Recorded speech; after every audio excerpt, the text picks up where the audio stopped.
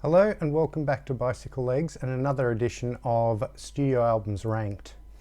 Today I'm going to be taking on what for me is the Herculean task of ranking the studio albums of Swindon band XTC. Now I say it's a Herculean task not because it's a massive catalogue. There's 12 albums I'm going to be talking about. But just because I love this band so much, and unlike a lot of other bands, I really don't think there's such a thing as a bad XTC album or even a mediocre one. Even my number 12 on this list I would still consider to be at least a very good album. So getting this ranked was really difficult, and my top 4 or 5 were especially hard, and they could swap around from day to day depending on when you ask me. Now I should just clarify, I'm talking about the 12 albums that were released under the band name XTC. I'm not obviously doing compilations or live albums because I don't do those in these shows. But what I'm also not including is the 2 Dukes of Stratosphere albums, because to me they were done under a different identity. They were done with a specific goal in mind. They're not really XTC albums, even though you have the main guys from XTC on both of those records. So having stipulated all that, let's get into it and start with my number 12, which is their last album from 2000, and that is Wasp Star. Now this is a good album. It's a really good album. The only reason that I'm ranking this one lower is because it does actually have one XTC song on it that I'm not a big fan of, and that's a real rarity for me, to actually not like an XTC song. And the song in question is the song Wounded Horse. Never been a fan of that song.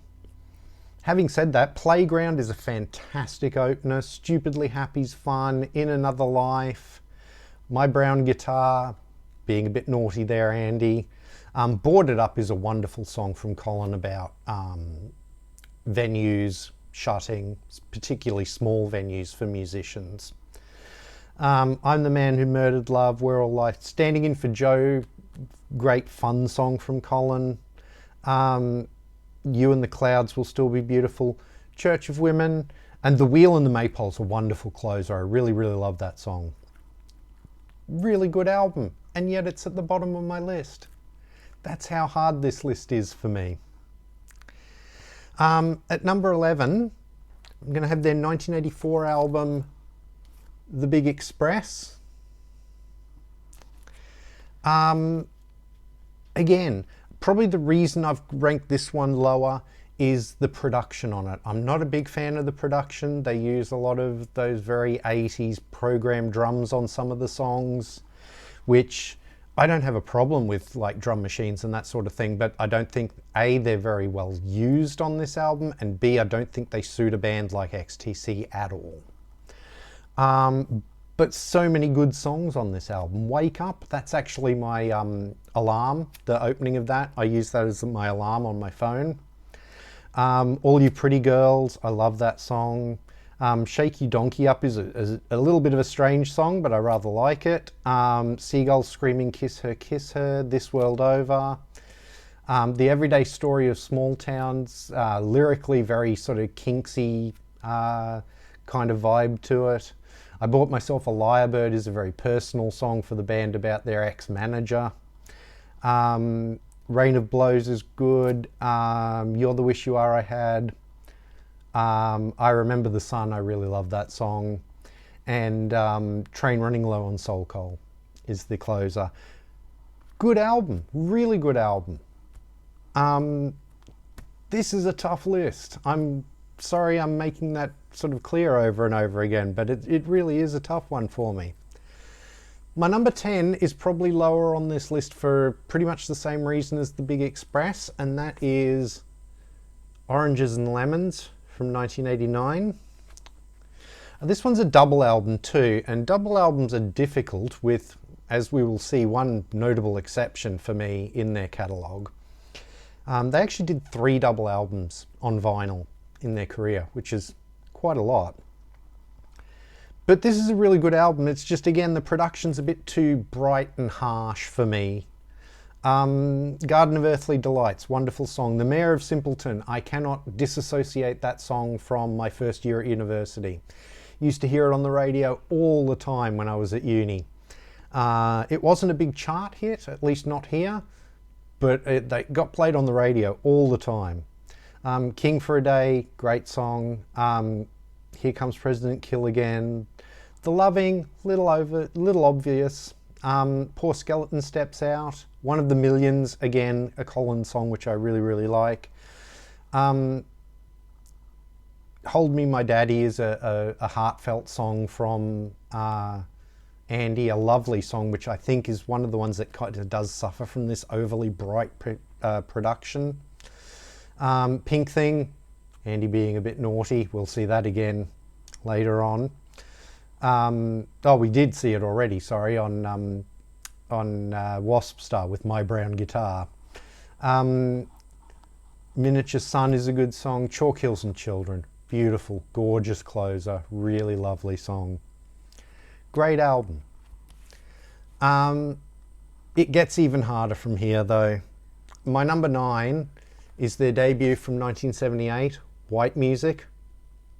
I think this is a terrific album, but there's just other albums I like better. Radios in Motion, wonderful. I mean, this is their very early sound, their first 2 albums where they were basically sort of an art punk band. Crosswires is great. Probably the reason I rank this one a little lower is Collins' songs are a little bit sort of not quite fully formed yet. He's only just starting to find his feet as a songwriter on this album. This is pop. They would do a better version of that for a single. Statue of Liberty is a great single. This has got their wonderful deconstructionist cover version of All Along the Watchtower, which is the only cover version they did on their studio albums. Real sacrilegious. There's a really good tradition within sort of punk and post-punk bands of doing sacrilegious covers of classic songs. I might do a video about that one of these days. That's definitely on that list. Atom Age is great. I'm Bugged. Neon Shuffle. I love this album. It's a great album. I'm slightly ranking higher their second album, also from 1978, which is Go To.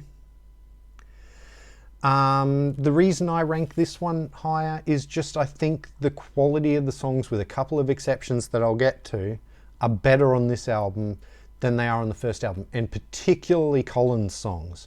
Collins' songs on this album are Buzz City Talking, Crowded Room, The Rhythm, and I Am the Audience, and they're 4 of the best songs on the album. They're wonderful, wonderful songs, but it starts with Mechanic Dancing, Oh We Go. Again, wonderful opener. Battery Bride's very moody. They're starting to get into sort of moody, more atmospheric stuff as we go along on this album. My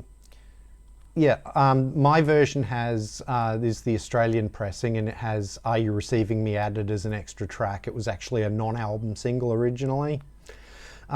I love that song, great song. Red, wonderful song.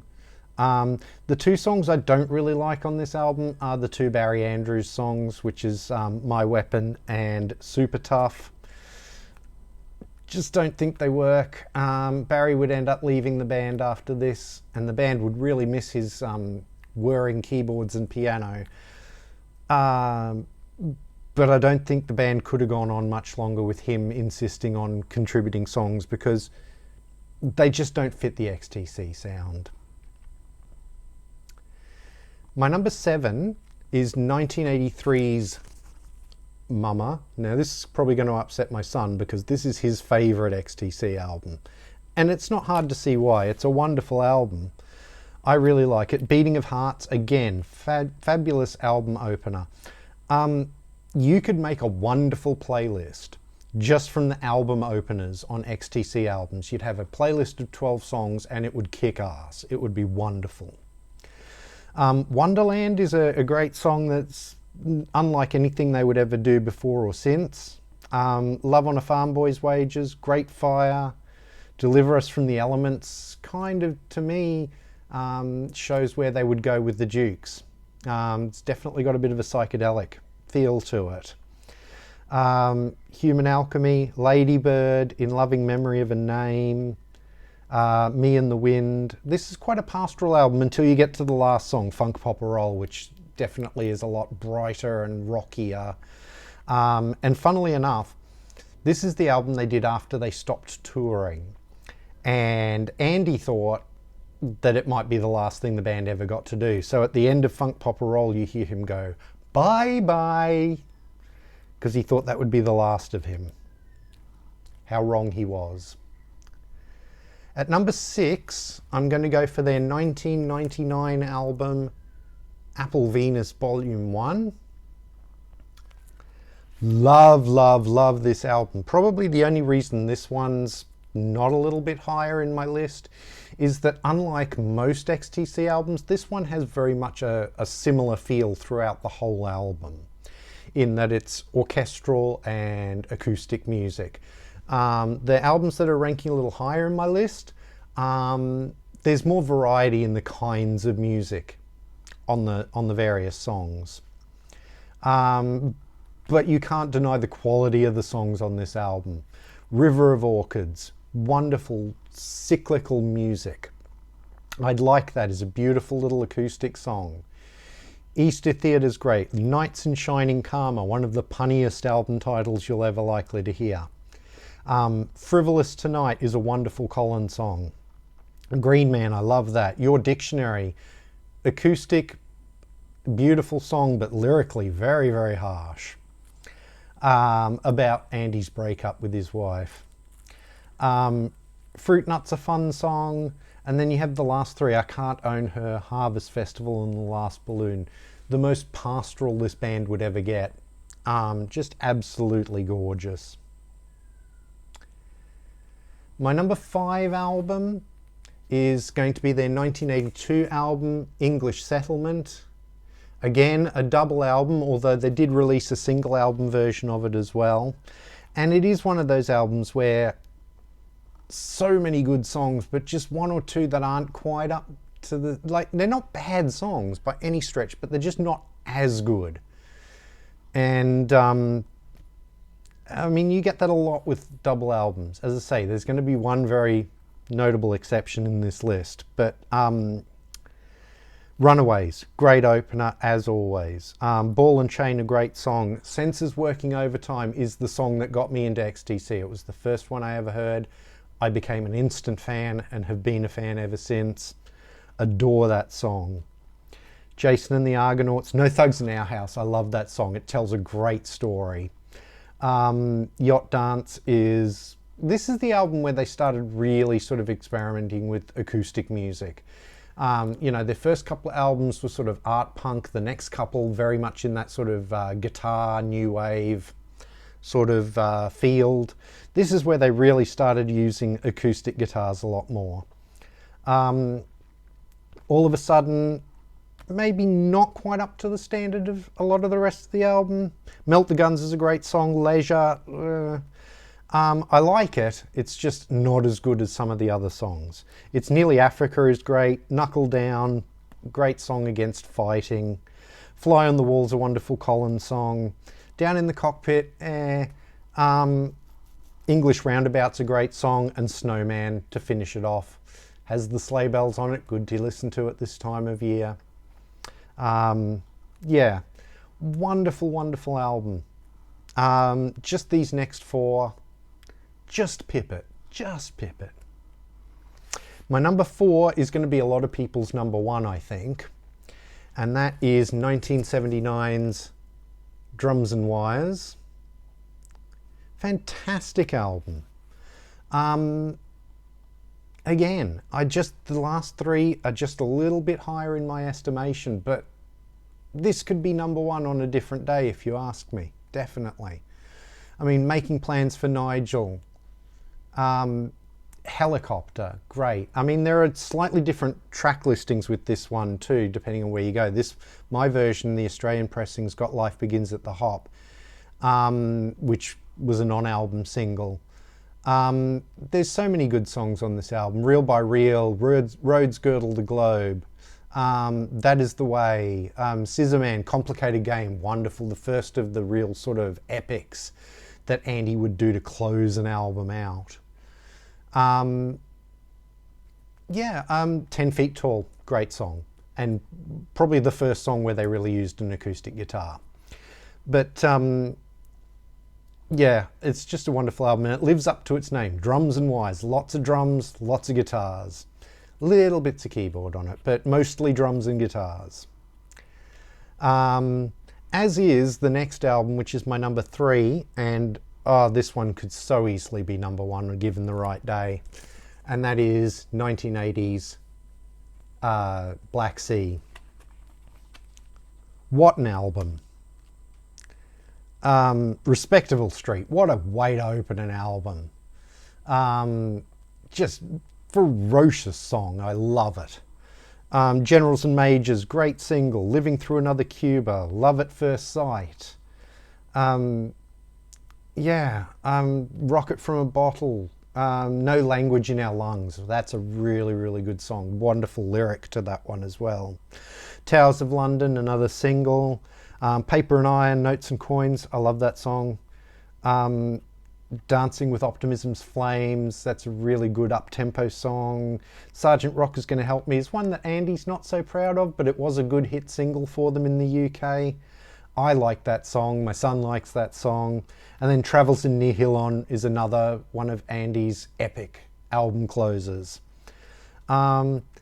I love this album so much, and as I say, ask me on another day and it might be my favourite, and depending on what I'm in the mood for. If I'm in the mood for early XTC, this is the album more than any other one that I reach for. My number 2 is another one that's going to be a lot of people's number 1, I think. So my number 1 might come as a bit of a surprise to people, but you'll see why. I'll explain. But my number 2 is 1986's Skylarking, the album that they recorded with Todd Rundgren as producer, and a very difficult album for them to make, but it works so well. This is a lovely Japanese pressing, by the way. No obi, unfortunately, but it does have the insert. And this has got the original track listing, so there's no Dear God on this. And as much as I think Dear God is a wonderful song, I like the original track listing the best. That's just me. Summer's Cauldron, beautiful opener. Grass, great song. The Meeting Place, beautiful Collins song as well as Grass. That's really Super Girl. I love that song. It's great fun. Then you have Ballet for a Rainy Day going straight into 1000 Umbrellas. Wonderful. Season Cycle, Earn Enough for Us, Big Day. Colin really getting into his Dukes of Stratosphere mode with that one. Another Satellite is a beautiful song, a very personal one for Andy. Mermaid Smiled, which is the one that they cut for Dear God. I love that song. I think it's a great song, and it works well within the flow of the album. This album has a real flow to it all the way through, and that was deliberate from Todd Rundgren. He heard all their demos and he decided which songs they would record and put them in an order and decided we're going to record them in this order. So The Man Who Sailed Around His Soul sounds like something from a James Bond film from the 60s or 70s. It's just great. And then the last 2 are songs of Collins, Dying and Sacrificial Bonfire. And they're both just really beautiful. Everybody talks about this album being pastoral, and there are certainly parts of this album that are, but there's certain parts of this album that really kick too, like Earn Enough for Us. And that's really Super Girl. You know, it's a wonderful album. There's a lot of variety on this album. Excuse me. And again, I understand why this is a lot of people's number 1. I just have a special affinity for my number 1, which is Nonesuch from 1992. This is a double album, but unlike other double albums, there is not a single song off this album that I could possibly cut. I think it's perfect exactly the way it is. Starts off with the rocking ballad of Peter Pumpkinhead, has the beautiful My Bird Performs from Colin, Dear Madam Barnum, Humble Daisy is beautiful, The Smartest Monkeys, another Colin song, The Disappointed, a great single from Andy, I love that song. Bought that single when it came out and was really happy with it. Holly Up on Poppy is a great song. Crocodile Rocks. I mean, it's not Crocodile Rock, but it's a song called Crocodile and it rocks. It's a, sorry, it caused a bit of confusion there.